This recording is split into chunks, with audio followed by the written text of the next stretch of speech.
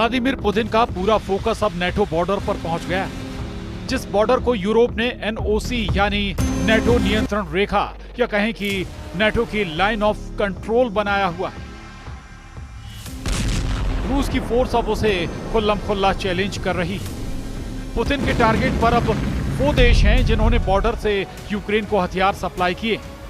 अक्टूबर में ही पुतिन ने कई शिकार कर डाले, ये दावा उनके दुश्मन कर रहे हैं। यूक्रेन के बाद पोलैंड के साथ रोमानिया, इसके अलावा एस्टोनिया और डेनमार्क, इन देशों पर पुतिन का ड्रोन वाला खतरा मंडरा रहा है।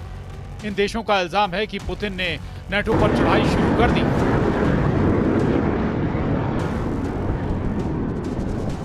क्योंकि रूस के ड्रोन इन सभी देशों के एयर स्पेस को चीरकर अब पूरे यूरोप पर हमले का सिग्नल दे रहे हैं। इन देशों को मिली वार्निंग के बाद पुतिन ने पश्चिमी यूक्रेन में उस जगह बहुत बड़ा हमला बोला जहां से नेटो का बॉर्डर सिर्फ 70 किलोमीटर दूर है। रूस ने पोलैंड बॉर्डर के करीब यूक्रेन के लवीव शहर पर बहुत बड़ा हमला किया है। बिजली के ठिकानों से लेकर कई इमारतों को नुकसान पहुंचाया है। रूस के ड्रोन और क्रूज मिसाइल वाली फोर्स ने लगातार इस शहर पर हमले किए।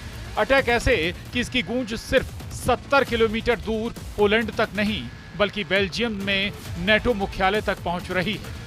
पुतिन नेटो की चौखट पर पहुंच चुके हैं। पुतिन अब नेटो और यूरोप को बताना चाहते हैं कि वो उनसे सिर्फ 70 किलोमीटर दूर है। पुतिन बताना चाहते हैं कि रूस की फौज और नेटो के बीच बस 70 किलोमीटर का फासला है और ये 70 किलोमीटर ऐसी दूरी है जिसे पुतिन किसी भी पल नेटो से छीन सकते हैं। पुतिन बता रहे हैं कि 70 किलोमीटर के फासले को तय करने में उनकी फौज को 70 मिनट नहीं लगेंगे। अमेरिका की क्रूज मिसाइल टॉमहॉक को देखकर पुतिन उखड़ गए हैं। टॉमहॉक को देखकर पुतिन का गुस्सा रिकॉर्ड तोड़ रहा है। 2500 किलोमीटर रेंज वाली ये क्रूज मिसाइल अब यूक्रेन को मिल सकती है और इस मिसाइल ने रूस और नेटो के बीच तनाव को बढ़ा दिया है। हालात ये हैं कि पुतिन के ड्रोन अब अपना बॉर्डर पार करके रूस के दुश्मनों को ललकार रहे हैं। डेनमार्क की प्रधानमंत्री कह चुकी हैं कि नॉर्वे, पोलैंड और रोमानिया के बाद अब उनका देश खतरे में, क्योंकि इन 3 देशों में ड्रोन वाली घुसपैठ के बाद अब यही पैटर्न डेनमार्क में भी दोहराया गया। मतलब साफ है कि रूस पूरे पूर्वी यूरोप को दबाव में लाना चाहता है और ये बात डोनाल्ड ट्रंप को भी बहुत अच्छी तरह मालूम है। ट्रंप के प्रवक्ता कैरोलिन लीवेट का कहना है कि ट्रंप की सरकार इसे बहुत गंभीरता से लेती है और हम इस पर लगातार नजर रख रहे हैं। अमेरिका की राष्ट्रीय सुरक्षा परिषद हमारे नाटो सहयोगियों के साथ लगातार संपर्क में है और राष्ट्रपति ट्रंप उनमें से कई से बात भी करते हैं। जर्मनी ने पुतिन को भड़काने वाला एक और कदम उठाया है। जर्मनी के रक्षा मंत्री बोरिस पिस्टोरियस ने लिथुआनिया जाकर रूस को आमने सामने के युद्ध के लिए ललकारा। जर्मन रक्षा मंत्री ने कहा है कि बाल्टिक देशों को बचाने के लिए उनका देश तैयार है और जर्मनी इस इलाके में रूस को मुंहतोड़ जवाब देगा। इसके लिए लिथुआनिया में 2026 तक जर्मनी के 2000 सैनिक तैनात रहेंगे। पुतिन से नेटो की लड़ाई का खतरा बहुत बड़ा है। रूस से लड़ने के लिए फ्रांस पहले ही तैयार बैठा हुआ है। फ्रांस का सबसे खतरनाक जेट राफाल लगातार पोलैंड के आसमान में गश्त लगा रहा है। युद्ध का माहौल अंगड़ाई ले रहा है। ये फ्रांस के राफाल जेट हैं जिन्हें भेजने वाले इमैनुअल मैक्रों हैं। अब पुतिन से टक्कर लेने के लिए इमैनुअल मैक्रों पूरी तरह सामने आ गए हैं। फ्रांस दावा कर रहा है कि नेटो को रूस से वो बचाएगा। फ्रांस ने रूस को यूक्रेन के बॉर्डर पर रोकने के लिए अपने सबसे खतरनाक फाइटर जेट राफाल को पोलैंड में तैनात कर दिया है।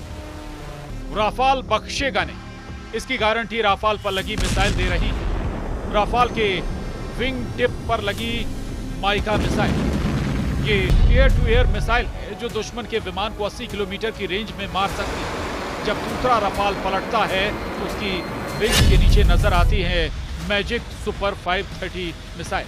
इसकी रेंज है 40 किलोमीटर, यानी लंबी और छोटी दूरी।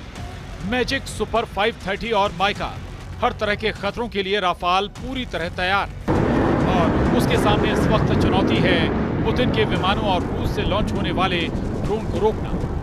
ये बात मैक्रों भी जानते हैं और इस बात से डोनाल्ड ट्रंप भी बहुत अच्छी तरह वाकिफ हैं कि एक बार पुतिन ने यूक्रेन के बाद नेटो की तरफ कदम बढ़ाया तो पहला हमला बाल्टिक देशों या फिर उनके दक्षिण में पोलैंड पर होने का खतरा और फिर आगे की राह पुतिन खुद तैयार कर लेंगे। पुतिन की तैयारी चौतरफा नजर आ रही है। वो युद्धाभ्यास करके समंदर से जिरकॉन हाइपरसोनिक मिसाइल भी फायर कर रहे हैं। उनके सुखोई 34 सुपरसोनिक बॉम्बर भी तैयार कर दिए गए हैं। रूस और बेलारूस अपनी सेनाओं के बीच तालमेल बढ़ाने के लिए किसी भी हद तक जाने को तैयार है। पोलैंड इस तैयारी का सबसे बड़ा नुकसान उठा सकता है, इसकी आशंका पूरे नेटो को है। पुतिन की सेना ने 3.5 साल के युद्ध में सबसे खतरनाक अटैक की तैयारी शुरू कर दी। रूस इस बार यूक्रेन पर नहीं बल्कि नेटो पर सबसे बड़े हमले के लिए खुद को आजमा रहा है, क्योंकि अमेरिका और नेटो ने भी रूस को दबाने में कोई कसर बाकी नहीं रखी। अमेरिका के उपराष्ट्रपति जेडी वेंस ने जब से यूक्रेन के लिए टॉम हॉक का नाम लिया है, पुतिन का मूड बिगड़ गया है। जेलेंस्की ने जब से अमेरिका से टॉम हॉक मांगी है, पुतिन यूक्रेन को लगातार बड़ी सजा देना चाहते हैं। टॉम हॉक के ऐसे वीडियो यूक्रेन का हौसला बढ़ा सकते हैं, लेकिन वो ये भी जानते हैं कि पुतिन का गुस्सा अब रिकॉर्ड तोड़ रहा है और इसका पहला निशाना यूक्रेन के बाद पोलैंड बन सकता है, क्योंकि लवीव पर हमला करके पुतिन साफ साफ बता रहे हैं। पुतिन ने नेटो और यूरोप को मैसेज भेज दिया कि वो उनसे सिर्फ 70 किलोमीटर दूर है। पुतिन ने बता दिया है कि उनके और नेटो के बीच अब बस 70 किलोमीटर का फासला है, और ये 70 किलोमीटर ऐसी दूरी है जैसे पुतिन की फौज ने नाप लिया तो नेटो घुटनों पर आ सकता है। पुतिन बता रहे हैं कि 70 किलोमीटर के फासले को तय करने में उनकी फौज को 70 मिनट नहीं लगेंगे। इसलिए अक्टूबर का महीना यूक्रेन और रूस के बीच नहीं बल्कि पुतिन और नेटो के बीच तनाव बढ़ा रहा है। इस महीने के आने वाले दिन बहुत अहम होने वाले हैं।